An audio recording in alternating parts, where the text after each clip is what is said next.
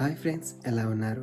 August 1, 2025 నుండి భారతదేశంలోని పలు బ్యాంకులు మినిమం అకౌంట్ బ్యాలెన్స్ రూల్స్ను మార్చాయి.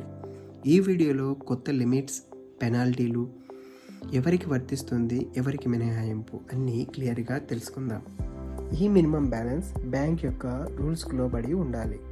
బ్యాంక్ రూల్స్ ఫుల్ఫిల్ చేయని యెడల బ్యాంక్ రూల్స్ ప్రకారం పెనాల్టీ విధించడం జరుగుతుంది. ఈ ఛార్జెస్ ప్రతి బ్యాంకు వాటి యొక్క రూల్స్ ప్రకారం వర్తింపజేస్తాయి. ఇది ప్రతి నెల జరిగే రిపీటెడ్ ప్రక్రియ. ఇలా ప్రతి బ్యాంకు ప్రతి నెల 150 నుంచి 750 వరకు ఛార్జెస్ అనేది విధించడం జరుగుతుంది. ఇవి ప్రతి నెల తక్కువగా ఉన్నప్పటికీ సంవత్సరానికి 6,000 వరకు డిడక్ట్ అవ్వడం జరుగుతుంది.